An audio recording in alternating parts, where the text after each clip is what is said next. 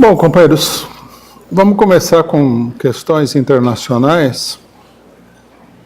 A semana foi bastante movimentada no terreno internacional, com fatos aí bem importantes e contundentes, né? O primeiro deles foi o suicídio no Peru do ex-presidente da República, Alan Garcia, que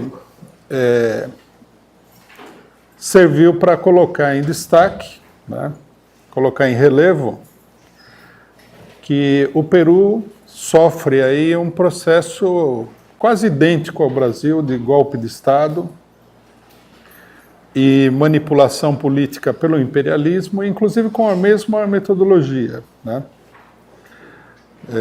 O ex-presidente peruano, ele se matou porque iniciou-se aí um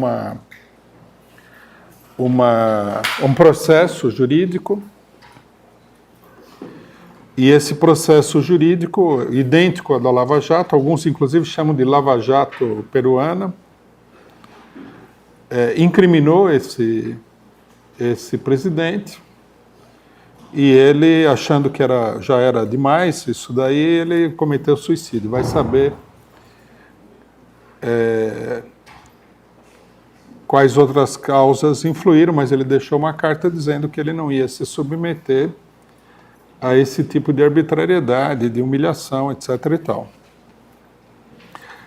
O processo peruano, ele é muito parecido com o Brasil, só que ele se deu aí em etapas um pouquinho diferentes, mas ele é muito parecido.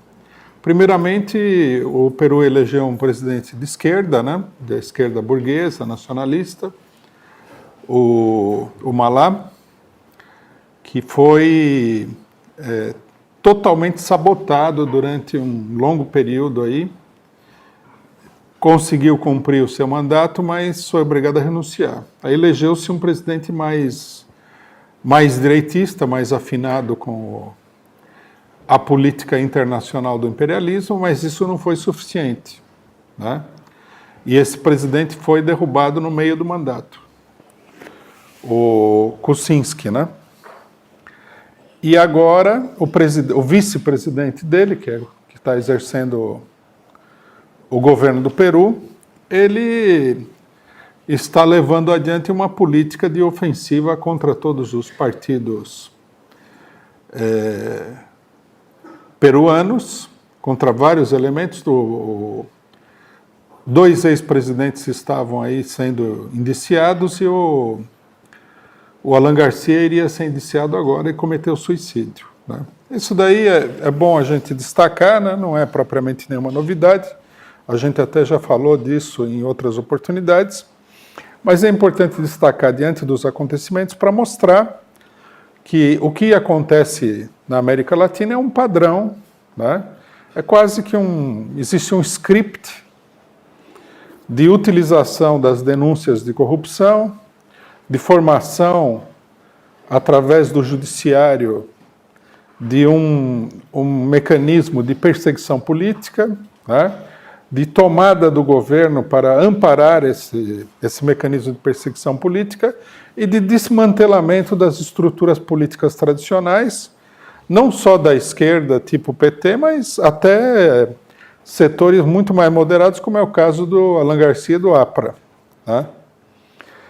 É importante trazer à tona isso daí nesse momento, porque no Brasil, né, existe todo um esforço para esquecer o processo político, né?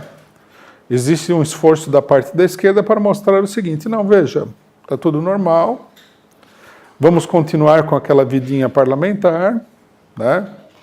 Acredite, vai dar certo, nós vamos lá no Congresso dominado pelo PSL, vamos fazer o bem do Brasil. Se nós não estamos conseguindo fazer o bem máximo nesse momento, logo virão as eleições municipais, aí sim que nós vamos mudar o quadro político no Brasil, e depois a grande esperança, a grande tocha de esperança, né? Nós vamos ganhar a eleição de 2020 e o paraíso vai se estabelecer na Terra. Quer dizer, é uma política vigarista, essa política, é uma política de enganação do povo, é uma política até criminosa, né? Nós vamos aprofundar esse debate aqui hoje para mostrar. Existe toda uma tendência a ignorar, né, o que está acontecendo no Brasil e no conjunto da América Latina, né?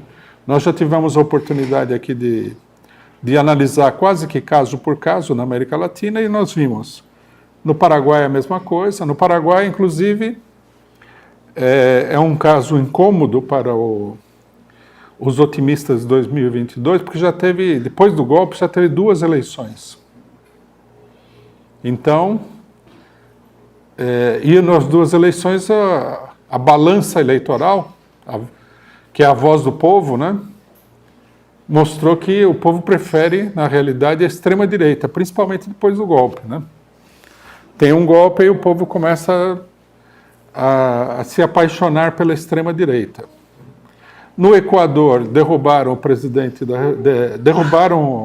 usurparam o poder, né? O presidente da República, que era vice do Rafael Correa, deu um golpe dentro do governo, traiu todos os seus compromissos políticos e se vendeu para o imperialismo, né? E está perseguindo todo mundo, o Rafael Correa e várias outras pessoas. A perseguição judicial é enorme, né? É interessante ver como o judiciário, de repente, né, começou a adquirir vida própria em todos os países da América Latina. Não é só da América Latina, se a gente for ver no mundo, é um processo mundial. De onde virá esse processo mundial? Será uma inspiração?